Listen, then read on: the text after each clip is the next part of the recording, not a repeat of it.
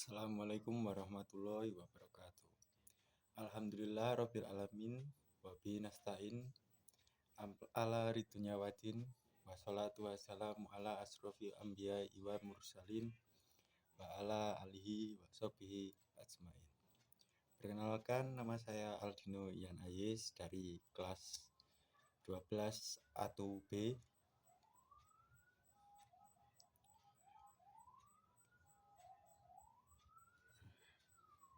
Materi yang akan saya bawakan adalah Islam dan masalah remaja. Dalam kajian Islam, remaja diistilahkan dengan asyabab atau al-fata. Bentuk jamaknya adalah asyuban dan al-fityah. Al-fityah dijumpai dalam Al-Quran surat Al-Kahfi, sedangkan terms asyuban atau asyabab dijumpai dalam Al-Hadis. Ilmu jiwa membagi perkembangan manusia kepada beberapa periode. Masa remaja adalah salah satu periode perkembangannya yang disebut dengan daur asyabab. Setelah melewati daur asyabab, masa bayi, dan daur at-tufulah, masa anak-anak, dan periode sesudahnya disebut dengan daur ar-rajuliyah dan daur asyaiquh. Dilihat dari kacamata syariah, remaja adalah orang yang menginjak akil balik yang memasuki kategori mukallafah, yaitu orang yang sudah mendapat beban kewajiban melakukan syariat. Indikasi biasanya ditandai dengan menstruasi bagi wanita dan mimpi indah erotic dream bagi laki-laki. Periode remaja juga disebut sebagai periode storm and stress, yaitu keadaan pancaroba antara lain menyangkut perilaku seksual dan kriminal yang sering disebut dengan kenakalan remaja. Pada masa ini remaja banyak melakukan pelanggaran terhadap norma dan hukum. Motivasi perbuatannya adalah ingin mendapatkan perhatian sosial dan penghargaan atas eksistensi dirinya. Dengan kata lain, kenakalan remaja merupakan bentuk pernyataan eksistensi dirinya di tengah-tengah lingkungan dan masyarakatnya. Salah satu penyimpangan perilaku tersebut adalah perilaku seksual, sementara salah satu bentuk pelanggaran hukum lain minuman keras, konsumsi obat-obatan terlarang, ganja, dan zat adiktif lainnya. Remaja kota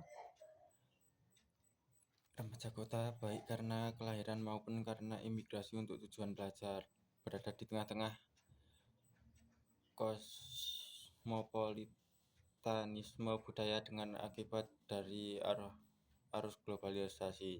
Globalisasi terjadi sebagai konsekuensi logis dari perkembangan iptek yang tak terbayangkan sebelumnya. Globalisasi telah menciptakan kehidupan manusia dari hari ke hari semakin mudah. Akan tetapi di pihak lain globalisasi juga menimbulkan masalah besar.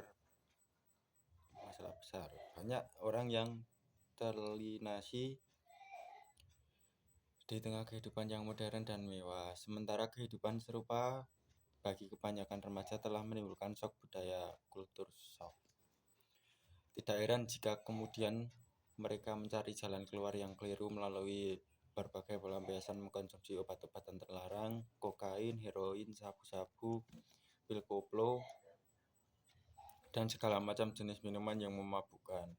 Dalam ajaran Islam, pendidikan anak dimulai sejak berada dalam gua garba ibu sampai akhir hayatnya. Pendidikan tersebut diharapkan mampu melahirkan anak yang sesuai dengan nilai-nilai fitrahnya sebagai manusia yang suci dan baik. Oleh sebab itu, pendidikan harus berorientasi pada perbaikan budi dan ketakwaan sebagai firman Allah. Sesungguhnya kami ciptakan manusia dalam sebaik-baiknya bentuk, kemudian kami kembalikan ia ke tempat yang serendah-rendahnya. Kecuali bagi orang yang beriman dan beramal saleh, maka bagi mereka pahala yang tiada putus-putusnya. Lihat juga Quran surat Al-Asr dan Al-Hadis. Sesuai dengan misi risalnya, Nabi Muhammad SAW diutuskan oleh Allah Subhanahu wa Ta'ala untuk memperbaiki akhlak manusia atau akhlak mahmudah Dengan akhlak yang baik diharapkan tercipta kehidupan yang amanah dan damai, jauh dari tindak kekerasan dan disunianisme.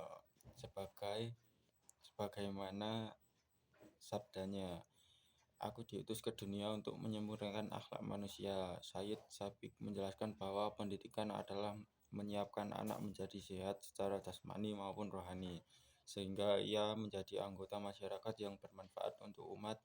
Membina anak berarti membina manusia seutuhnya, sehat jasmani dan rohani. Oleh sebab itu, pendidikan rohani adalah sangat ditekankan dalam keluarga. Di sini peran orang tua sangat besar sekali dalam membimbing dan membentuk kepribadian anak. Contoh teladan pendidikan anak dalam Islam adalah sebagaimana difigurkan dalam Surah Luqman dalam Al-Quran. Allah berfirman, "Hai anakku, dirikanlah sholat dan suruhlah manusia mengerjakan yang baik, dan cegahlah mereka dari perbuatan yang mungkar, dan bersabarlah terhadap apa yang menimpamu. Sesungguhnya yang demikian itu adalah termasuk hal-hal yang diwajibkan oleh Allah, dan janganlah kamu berjalan di muka bumi ini dengan angkuh. Sesungguhnya Allah tidak menyukai orang-orang yang sombong, lagi membanggakan dirinya." Quran Surat Luqman ayat 17-18. Dewasa ini tantangan yang dihadapi umat manusia Indonesia menyangkut persoalan modernisasi dan regenerasi. Modernisasi memang tidak sepenuhnya negatif, tapi perlu diantisipasi dampak negatifnya. Modernisasi yang cenderung ke barat-baratan dan sekularisasi harus segera ditepis. Misalnya kecenderungan materialisme, individualisme, dishumanisme, dan segala macam isme yang bertentangan dengan Islam. Tanpa membendung derasnya arus modernisasi, maka umat Islam akan hanyut dalam budaya sekuler dan tenggelam dalam tradisi jahiliyah kedua. Bagaimana membendung kecenderungan negatif itu? Di sini perlu memberikan pendidikan Islam sejak dini bagi generasi muda yang meliputi akidah syariah dan akhlak. Pendidikan itu harus ditanamkan sejak dini dan mulai dari keluarga, lingkungan, masyarakat, dan sekolah. Di sini pembinaan umat atau generasi menjadi tanggung jawab bersama dan antara keluarga, masyarakat, dan pemerintah.